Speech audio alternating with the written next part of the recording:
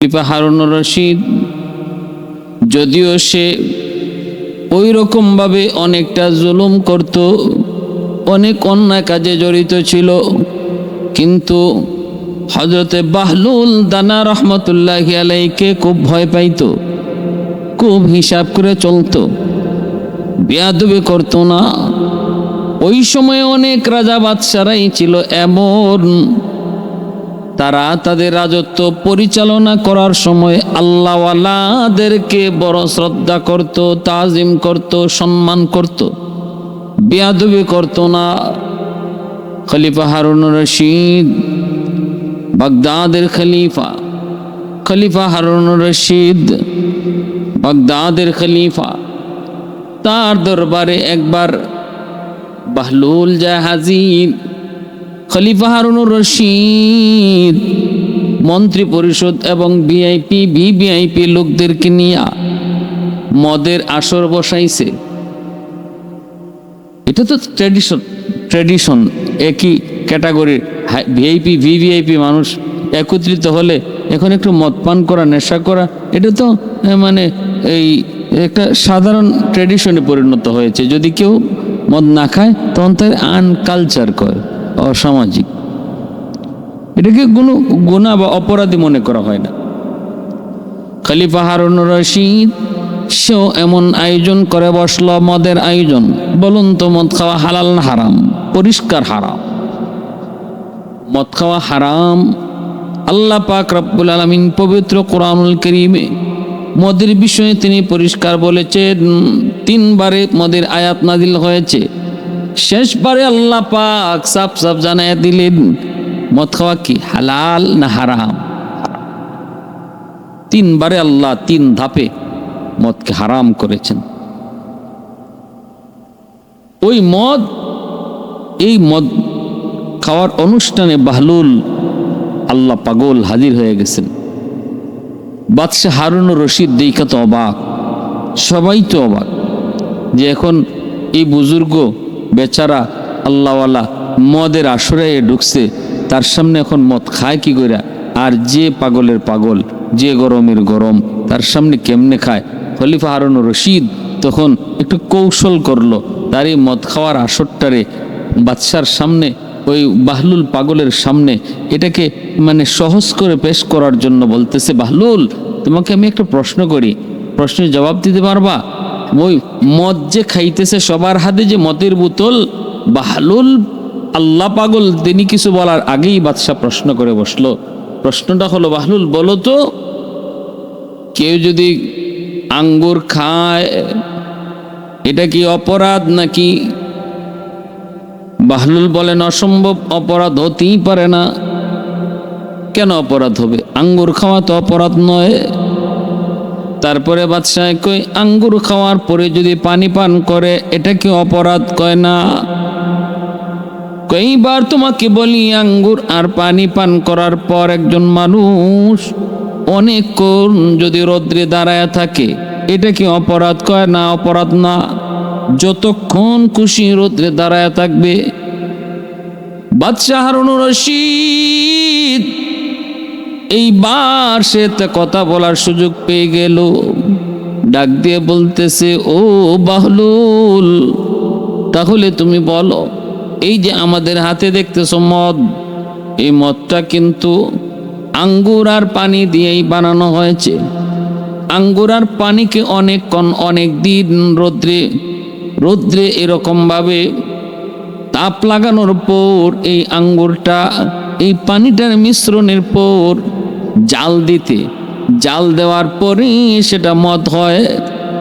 তুমি তো নিজেই বলেছো আঙ্গুর খাওয়া দোষ নয়, পানি পান করাও দোষ নয়। বাহলুলকে আটকায় দিয়েছি। এইবার বাহলুল কোনো জবাব দিতে পারবে না। কিন্তু বাহলুল বলতেছে, বাদশাহ জাহাপনা, আমি আপনার প্রশ্নের জবাব পরে দেই, আগে আপনি আমার প্রশ্নের জবাব দিতে পারবেননি বলেন। কি প্রশ্ন? আমার প্রশ্ন হলো, একজন মানুষের মাথায় যদি এই যে মাটির ধুলা মাটি যদি কারো মাথায় রাখা হয় সে কি ব্যথা পাবে? বাদশাহ কয় না, মাথায় যদি ধুলাবালি রাখা হয় ব্যথা কেন পাবে? কয় বুঝলাম, এইবার ধুলাবালি রাখার পরে ব্যথা পাবে না, হয়তো মাথাটা নোংরা হবে। বাহলুল কয় ঠিক জবাব দিয়েছেন। এবার যদি তার মাথায় পানি ঢালা হয় তবুও কি ব্যথা পাবে? কয় না, তাও ব্যথা পাবে না। বাহলুল বলে, ধুলাবালি মাথায় রাখলেও ব্যথা পায় না, পানি ঢাললেও ব্যথা পায় না, কিন্তু এই মাটির বালি আর পানিকে একত্রিত কইরা কাই বানাইয়া যদি এটাকে ইট বানানো হয়, আর এই ইট যদি উপর থেকে তার মাথায় ফালানো হয়, তাহলে কোনো সমস্যা হবে নি।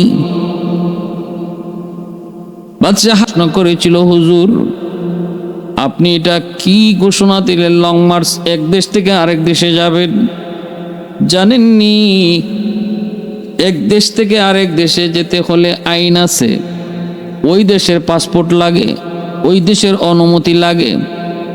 দেশের আইন অমান্য কইরা যদি আপনি অন্য দেশে যেতে যান, এটা কি রাষ্ট্রদ্রোহী নয়? এটা তো রাষ্ট্রদ্রোহিতা। কোনো রাষ্ট্রের সাথে এটা কখনো হয় না। আপনি রাষ্ট্রদ্রোহী মামলায় আসামি হবেন, আপনি বেআইনি কাজ কেন করবেন? তখন শেখুল হাদিস রহমতুল্লাহ আলাইহি সাংবাদিক মাহফুজুর রহমান, যে ইংরেজি পত্রিকার সাংবাদিক, তারা বলছিলেন, যাব না, শোনেন আপনি তো আমাকে বলতেছেন যে আমি আইন মানি না কেন? আরে আইন সবই জানি, সবই বুঝি, কিন্তু এমন এক পরিস্থিতিতে আমরা পড়ছি, কোন কাজ করলে আইন মানা হয় আর কোন কাজ করলে আইন মানা হয় না, এটা এখন আমাদের মাথায় নেই। এ কথাটা বুঝাইতে গেলে আপনাকে একটা এক্সাম্পল দিয়ে বুঝাইতে হয়। আপনি দরিয়া চিনেন? দরিয়া? সাংবাদিক বলে, হ্যাঁ দরিয়া তো চিনি। দরিয়ার মাঝখানে যদি কোনো নৌকা ডুবে, তাহলে যাত্রীরা এদিক সেদিক শুধু প্রাণ বাঁচাইতে সাঁতরায়। কোন দিকে সাঁতরাইলে তীর কাছে পাওয়া যাবে ওই জ্ঞানটা তখন থাকে না। সবাই প্রাণ বাঁচানোর জন্য যে যেদিক পারে ওই দিকেই সাঁতরায়, অথচ তার মাথায় তখন ওই কাজটাই করে না যে কোন দিকে সে সাঁতরাবে, কোন দিকে সাঁতরালে খুব কাছাকাছি তীর পাওয়া যাবে। কারণ বিপদ, কঠিন থেকে কঠিন বিপদ, বিপদের মুহূর্তে তখন এই সাধারণ হুঁশ থাকে না। ঠিক তেমনি আমরাও এমন এক পজিশন আর সিচুয়েশনে পড়েছি, এই অবস্থায় কোন কাজ করলে আপনার দেশের আইন মানা হয় আর কোনটা করলে দেশের আইন মানা হয় না, এই অবস্থা আমাদের এই হিতাহিত জ্ঞান নাই। আমাদের নৌকাও সাগরে ডুবে গেছে, আমরা এখন ডুবন্ত যাত্রী, সাঁতরাইতেছি। কি যা জবাব দিয়েছেন! মুহূর্তের ভিতরে সাংবাদিক লাজবাব, একদম চুপ হয়ে গেছে। ঠিক তেমনি ভাবে বাহলুল দানা রহমতুল্লাহ আলাইহি, সাধারণ জ্ঞান তো না, আল্লাহ প্রদত্ত জ্ঞান। ইনি বলতেছেন, আপনার প্রশ্ন হলো একটা গাছ, 10টা ডাল, প্রতি ডালে 30টা করে পাতা, প্রতি পাতার এক পাশ হলো আলোকিত আর এক পাশ হলো অন্ধকার। বলে হ। বাহলুল দানা বলেন, গাছটা হলো একটা বছর। জবাব দিতেছেন, একটা গাছ মানে একটা বছর, 12টা ডাল মানে 12টা মাস, এক বছরে 12টা মাস, 12 মাসে এক বছর। একটা গাছে 12টা ডাল, প্রতি মাস আবার 30 দিনে মাস।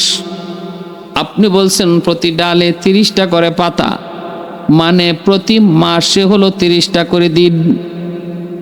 আবার ওই প্রতিদিন ওই এক একটা পাতার একদিক হলো অন্ধকার, আরেক দিক হলো আলো। এর অর্থ হলো দিনের এক অংশ হলো আলোকিত আর এক অংশ হলো অন্ধকার। রাত আর দিন বুঝাইছেন।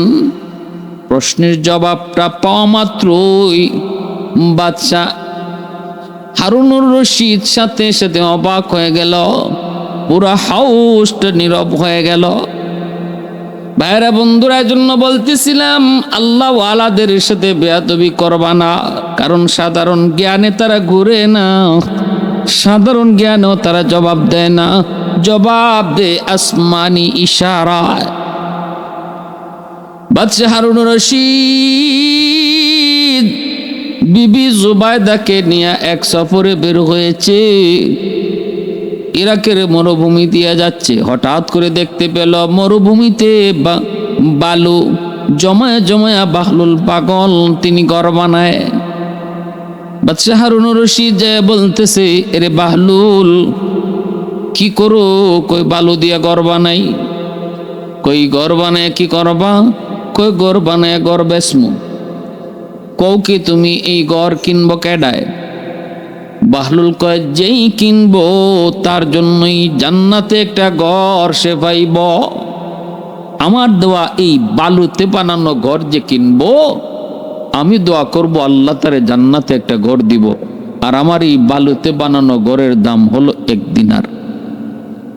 বাদশাহ হারুন রশিদ নীরব নিস্তব্ধ হয়ে চলে যাচ্ছে, কোনো জবাব নাই, মুচকি হাসি দিয়া চলে গেল। পিছনে আসতেছে হারুন রশিদের বিবি জুবায়দা। ওই জুবায়দা যখন আইসা দেখতেছে বাহলুল ঘর বানায়, জুবায়দা ডাক দিয়ে বলতেছে, রে বাহলুল কি করো? কই বালু দিয়ে ঘর বানাই। কেন বানাও? কই ঘর বেসমু। বেচলে কি হইব? কই জান্নাতে ঘর পাইব। দাম কত তোমার এই বালুর ঘরের? কই 1 দিনার। নেও 1 দিনার। এই 1 দিনার দিয়ে জুবায়দা ঘর কিনে নিয়ে গেছে। বাইরা বন্ধুরা, ওই রাত্রে বাচ্চা হারুন রশিদ বিবিকে নিয়ে ঘুমাইলো, স্বপ্ন যুগে দেখতে পেয়েছে জান্নাত, জান্নাতের ভিতরে সে ঘুরতেছে। এত দামি একটা ঘর। ওই ঘর দেখা বাদশা বড় অবাক, এত সুন্দর। কাছে গেল, ঘরে যায় দেখে তার বিবির নাম লেখা জুবায়দা, জুবায়দা ভিলা, জান্নাতের উপরে লেখা জুবায়দা ভিলা। বাদশাহ হারুন রশিদ বিবি সাহেবের ঘর দেখে সে ঢুকতে চাইলো, সাথে সাথে গারোয়ান আটকায় দিয়া কয়, থামেন, এই ঘরে ঢুকবেন না, এটা আপনার না, এই ঘরটা তো আপনার না, এখানে কেন দাঁড়াইছেন? আপনি তাড়াতাড়ি বের হন। কয়, তো আমার বিবির ঘর, আমার বিবির ঘরে আমি ঢুকবো, এখানে অনুমতি কিসের? বিবির ঘরে ঢুকবো, অনুমতি কিসের? এই কথা বলা মাত্রই বাদশাহ হারুন রশিদ যখন কইছে, না আমি তো আমার বিবির ঘরে ঢুকবো, দারোয়ান কয়, সাবধান, আপনি এটা বিবির ঘর কইয়া চালাইতে পারবেন না। বিবির ঘর কইয়া চালানোর দিন হলো দুনিয়া, আর এটা হলো আখেরাত। আখেরাতে কেউ কারো ঘরে ঢুকতে পারে না। আখেরাত যার ঘর সেই ঢুকবে আমলের বদৌলতে। দুনিয়ার জগতে হলো বাপের ঘরে ছেলে ঢুকে, ছেলের ঘরে বাপ ঢুকে, স্ত্রীর ঘরে স্বামী ঢুকে, স্বামীর ঘরে স্ত্রী ঢুকে। কিন্তু এখানে না, এখানে যার যার ঘরে ঢুকতে হয়। বাদশাহ হারুন রশিদ অবাক, ঘুম ভেঙে গেল। টের পাইলেন, বুঝতে পারলেন, ওই যে বাহলুলের কাছ থেকে আমার বিবি একটা ঘর কিনেছে, ওই ঘরটা কেনার কারণেই সে জান্নাতে ঘর পেয়েছে। কথা তো ঠিক, বাহলুল যা বলেছিল জান্নাতে ঘর দেবে, আমার স্ত্রী জুবায়দা তো ঘর পেয়ে গেল। কিন্তু আমি তো হতভাগা, দুর্ভাগা। সকালবেলা উইটে বাদশা দ্রুত বাহলুলকে খুঁজতে লাগলো, পেয়ে গেল। ওই দিনও সে এরকম বালু দিয়া ঘর বানায়।